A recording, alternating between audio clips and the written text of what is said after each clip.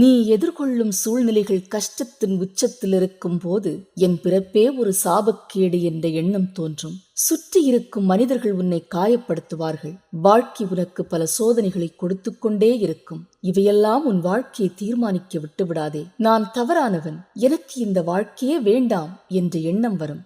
வாழ்க்கை பயணத்தில் இது எல்லோருக்கும் சகஜம் என்று நினைத்துக்கொள். இத்தனை பேர் இந்த உலகை விட்டு சென்று விட்டார்கள். நீ மட்டும் இன்று வரை உயிருடன் இருக்கிறாய் என்றால் தேவனுக்கு உன் வாழ்க்கையில் மிகப்பெரிய திட்டம் ஒன்று இருக்கிறது. கண்ணீரில் நிறைந்திருக்கும் கண்கள், சொல்ல முடியாத வார்த்தைகள், திரும்பி பார்த்தால் வாழ்க்கையில் ஒன்றுமே இல்லை.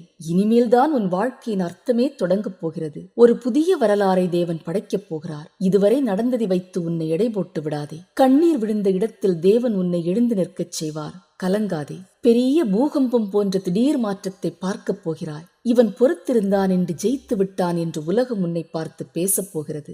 வீழ்ச்சி என்பது எழுச்சியின் தொடக்கம் என்பது உனக்கே புரியும். விதி விதி என்று நீ புலம்பியது போதும். நீ சுமந்த சுமைகளை கீழே இறக்கிவை. இருளின் பக்கங்களை அழித்துவிடு. விசுவாசத்துடன் ஒரு அடி முன்னே எடுத்துவை. உன் வாழ்க்கை மாறப்போகிறது. சிதறிப்போன உன் வாழ்க்கை கழுகை போல செட்டை விரித்து பறக்கப் போகிறது. ஒவ்வொரு இழப்பையும் நம்பிக்கையாக மாற்று. உறுதியுடன் உடைந்த இடத்தில் எழுந்து நில். தோற்றுப்போன உன் வாழ்க்கையை தேவன் உயிர்ப்பிக்கப் போகிறார். உன் மௌனங்கள் உலகமே பேசும் பொருளாய் மாறப்போகிறது. தற்செயலாக நடந்தது என்று சொல்லாமல் தேவனின் சித்தத்தினால் நடந்தது என்று நீ சொல்லப் போகிறாய். தேவனும் பாறையின் மேல் உன் வீட்டை கட்டும் நேரம் நெருங்கிவிட்டது. உன்னை தாக்கிய சாபக்கேடான தருணங்களை மறந்துவிடு. நீ உடைந்த தருணம்தான் உன்னை யார் என்று உனக்கு காட்டிக் கொடுத்தது. எத்தனை முறை விழுந்தாலும் நீ எழுந்து நிற்பது உன் விசுவாசத்தின் பலம். உடைந்து போன இதயம்தான் இந்த இடத்தில் உன்னை நிற்க வைத்திருக்கிறது. நீ இன்று உயிரோடு இருப்பதுதான் உனக்கு கிடைத்திருக்கும் வெற்றி. கடந்து வந்த பாதைகளை மறந்துவிடு. இனிமேல் நீ எடுத்து வைக்கும் ஒவ்வொரு அடியும் தான் உன் அடையாளமாக மாறப்போகிறது. என் தாயின் கற்பத்தில் என்னை காப்பாற்றினீர் என்று சங்கீதம் 139:13 சொல்கிறது.